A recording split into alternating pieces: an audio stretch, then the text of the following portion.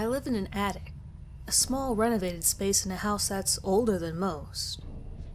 I always pay my rent on time, keep quiet after 9 p.m., and am unfailingly polite when I run into my neighbors, which isn't often. Every night now, I hear him at my window. My bed's tucked away into an alcove, and it's the only place in my studio apartment where you can't see the single window in the room. It used to make me feel secure, that there were so few entry points into my home. Childhood trauma has made me wary of large spaces, where not everything can be seen. After I first moved in, I used to comfort myself by thinking of escape routes. If someone was at my door, I would grab the knife that I kept to the side of my bed, put on my shoes, coat, and purse that I always kept close by, and be out my window in an instant. The screen was easy to remove, and there was an old oak tree I could use to traverse the 3 stories to the ground in my car. In my mind, escape would be relatively simple if it came down to it. I wasn't expecting it exactly, but I liked to be prepared. It never occurred to me that I should have been worried about someone coming from the outside. Stupid of me, really. To preface and partly explain why it took me so long to realize what was happening, I should give you some backstory. I grew up with a severely mentally ill parent. My mother is not someone I demonize or blame, but I recognize that her rapid mood swings and moments of total dissonance, interspersed with periods of intense anger, gave me quite a few issues. I am wary of loud noises and am easily anxious. I'm in my mid-20s now, but throughout my entire life, I've been prone to bouts of fear and paranoia, feelings of being watched and hunted. I could never explain the sometimes overwhelming fear that someone or something was trying to kill me. Often I would experience very mild and nondescript hallucinations. The sounds of footsteps in an empty room, or a vague shadow in the corner of my vision. Things I'm sure everyone notices from time to time, although without the intense fear that follows. I had become so used to this fear that, when it started, I just assumed it was my own anxieties. I try to always be logical, and for most of my life it has suited me well, but not this time. I can hardly stand to let myself think about what happened. My therapist said writing about what's going on in my life might help. I don't tell her much. And what I do tell her is throwaway stuff. Things that happened to me when I was younger that sound terrible, because it was. But they're also things I internalized and dealt with a long time ago. I never talk about the current fears and worries I still struggle with. However, I figured her advice couldn't hurt in my situation. If anything, at least it leaves behind concrete evidence of what's happening. It's why I ignored the tapping at first. It was never frequent, and often would only happen every week or so, at least that I noticed.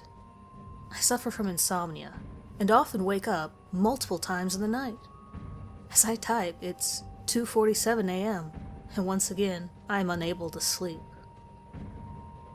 Who knows how many nights I slept through the sound, unaware of what was happening only a few feet away from me. When I was awake enough to hear the noise, I would become almost incoherent in my worry.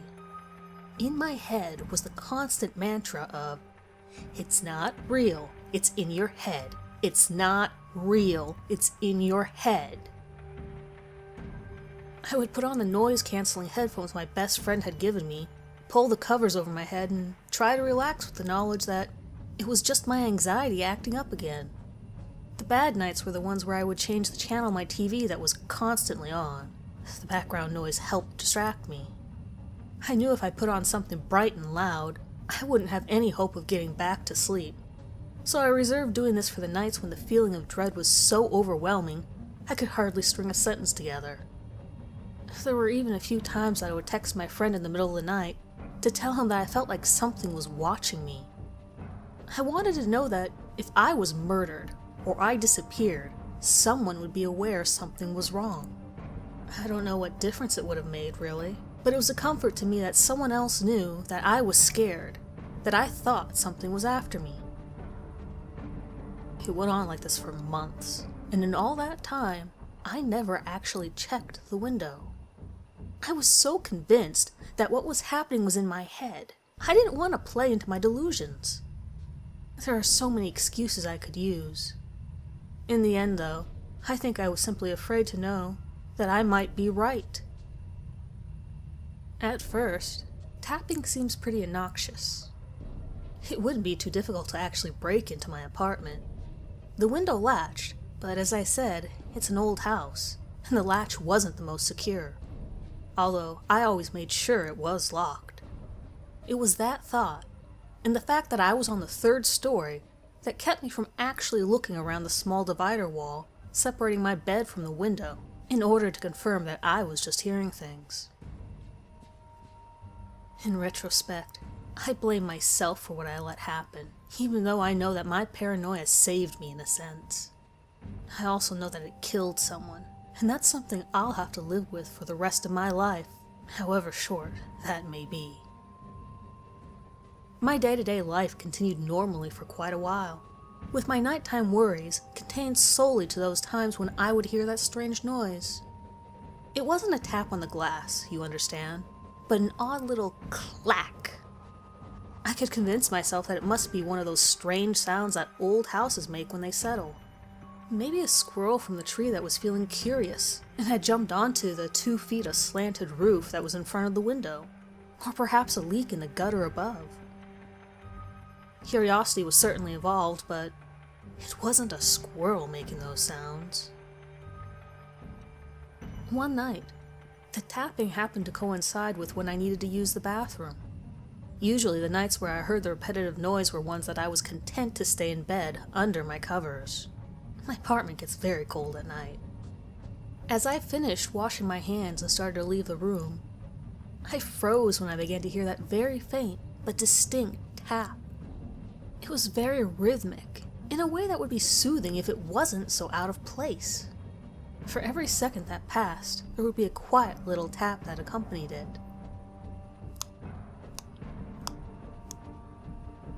You might think the noise would have driven me crazy, but it was almost indistinguishable from the hum of my refrigerator and the soft sound of my television with the volume turned low. The noise would only ever last for a few minutes at most, another reason why I never bothered to investigate it. However much I could justify not leaning over the 3 feet it would take to discover the source of the noise, it seemed silly to stay trapped in my bathroom when it was the middle of the night, and I had work early in the morning. At that point, I had convinced myself thoroughly that nothing was actually happening. Those moments before I learned the truth of what it was are bitter to me now. I was comforted by my own ignorance. One thing you should know is that when I get up at night to use the restroom, I don't bother to turn the light on. It's connected to my room, so the light of the TV is usually enough to navigate by, and, as I mentioned earlier, my bed is completely hidden from view of the window. So after a minute of psyching myself up to leave the bathroom, years of ingrained habit led me to cautiously peer around the edge of the door jamb. What I saw, I will never forget. Instead of the clear view of the night sky that I was expecting, there was a man crouched outside my window, perched on the slanted bit of roof. As I watched, he repeatedly opened and closed his mouth, his eyes locked on the blank space of wall that I would be behind if I was in bed. The rhythmic motion caused a slight sound as his teeth clashed together, his face a rictus of ecstasy. Through the pane of glass, the sound was muffled enough that it could be mistaken for a very faint tap. I think I went into shock in that moment. I certainly froze. I still don't know if I should be grateful for that, or regretful after the events that followed. You see, the man never actually saw me as I remained still as a statue, just beyond the door of my bathroom. He must have thought I was still in bed, as I always am. I think what disturbed me most, beyond the obvious, was his expression of hunger. It was so rapt that I felt a pang of empathy. Something was very wrong with his expression. It reminded me of when my mother would go away, so to say, and her normal personality would disappear for a while. In her place would be someone who knew her thoughts and emotions, but it was as if everything positive and sane had left the building. She would twist you up until you felt as bad as she did. She was almost absent-minded in her cruelty, her desire to bring you down to her level. It was that association that gave me pause, because I had really only gotten a glimpse of his face. I was too scared to look again, and beyond the shadows of his expression and that terrible chewing motion, his figure had been indistinct in the darkness. I had seen figures in the shadows of my fear before, and I wanted to be absolutely certain that what I saw was real before I made a fuss about it. I had never liked to draw attention to myself, and, after all, if it really was happening, he had never actually made a move to harm me. My therapist says I normalize things that aren't healthy or necessarily safe due to my upbringing. Dealing with my mother also made me extremely open-minded with people who seemed to suffer from mental illness, including those that came across as disturbing. All my explanations of why I made the decisions I did feel like excuses. It's a sour taste in my mouth. One thing was certainly true of his expression. Whoever this man was, if he was even real, he wasn't all there. So I waited until the tapping, which I now knew to be clacking, stopped. I waited an additional 10 minutes before peering around the frame of the door, although I felt little relief when I saw he was gone. I ran to my bed and immediately texted my best friend, the only one I ever confided in about the noises I would hear, and settled in to wait out the remaining 4 hours until sunrise. I felt safety in the pattern that had been established, and indeed, nothing happened to me that night. Writing it all down like this makes me feel like an idiot as I think of my choices. At the time, though, I knew the police wouldn't be able to do anything without actual evidence, and I still wasn't convinced that it wasn't in my head.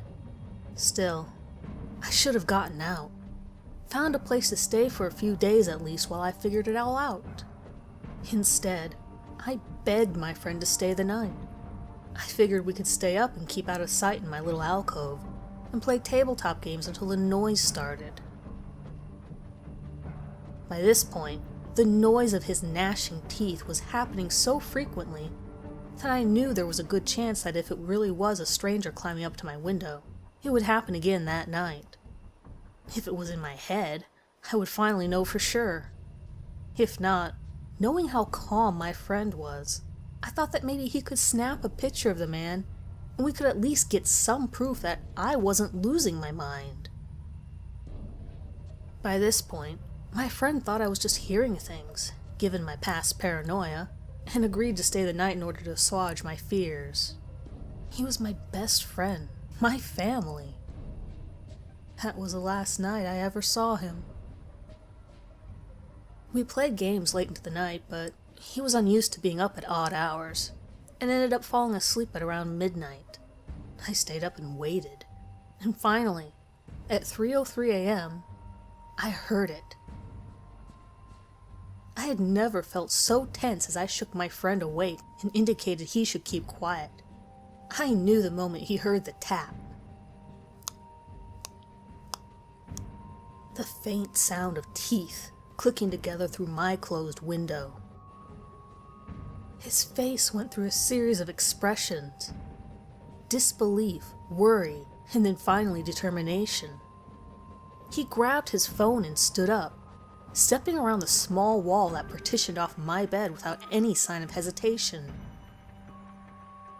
I'll never forget the sound that the man outside the window made. It was a shriek of agony or excitement, I don't know. It certainly took my friend aback, and before he could bring up his phone to take a picture, the sound abruptly cut off. I rushed over to the window and saw that the man was gone. He must have cut across the side of the house, because I couldn't see a sign of him, and although it was a long fall, he could have easily jumped down to the porch awning below, and from there, dropped the 10-odd feet to the ground. I would know. I had thought about getting out that way 1,000,000 times before. I could tell how shook up my friend was. He never thought this was real. Something about his expression was off, and no matter how many times I questioned him, he refused to tell me what he saw other than confirming that he had seen a man on the other side of the glass. We decided to wait it out until daylight, seeing as we didn't have a lot to go on, and in the morning we would go to the police and tell them what we knew, which was not a lot. Honestly, I didn't even know if what was occurring could be considered a crime. Once the sun had risen, and the stranger had remained out of sight, seemingly gone for the day, my friend declared he was going to go home to change, and let his work know he would be late. Then he would head back over and pick me up and we would go down to the station. He lived close, so he said that it would be 30 minutes at most. He was never the punctual type. So after 35 minutes, I wasn't too concerned. After 40 with no word, I began to call, and after an hour with no response, I dialed 911. I must have seemed hysterical on the phone, but the tired operator still tried to treat me with sympathy. She told me that, unfortunately, there was nothing they could do until my friend had been gone at least 24 hours, and that without any evidence of actually being stalked, they wouldn't be able to do anything for me. She did ask for my address, and told me that she would have patrol cars pass by more frequently for the next few nights. At that point, I knew the man must have somehow gotten to my friend. His car had been broken into before. It was one of those older models, and I knew that if I was really being watched, it would have been easy to see my friend pull up at the start of the night. A lot of people, especially guys, don't tend to look in their back seats every time they get into their car. We all think we're safe, until we aren't. I called out from work, and spent the day driving around the city, going to my friend's apartment, his job, anywhere I thought he might be. I ended up circling around the city for hours in search of his car, but I couldn't find anything, and once the sun started setting, I headed back home. I don't know if you could tell, but I don't have the best relationship with my mother. As soon as I could, I moved away. I never kept many close friends, and after dealing with some medical bills, I don't have a lot of money to my name. I'm sure I could have figured something out. Maybe found a quiet spot to sleep in my car, or even reach out to one of the countless Facebook friends I saw around, but never really got close to. He was the only real family I had left, though, and I am angry. I don't have much else to live for, and I just get so tired of being so afraid. It's exhausting to live your life mistrustful of the darkness that lingers in the corner, to feel as if at any moment something seeks to do you harm. He disappeared yesterday, and as I wait here in my dark apartment, the TV playing softly in the background, I try not to think of what happened to my friend and the part I played in it, or of the pained hunger in the man's face as he stared at where he knew I would be sleeping. Most of all, I try not to think of the horrible, distorted quality that his jaw had. I thought it was just my paranoia, but I could have sworn that in the darkness I saw his mouth stretch wider and wider, with each clack of his teeth, a grotesque maw set against a shadowed face. Finally, after hours of waiting, I can hear it. It's a very faint, metronomic sound, and if I didn't know what it was, I would almost think it was soothing.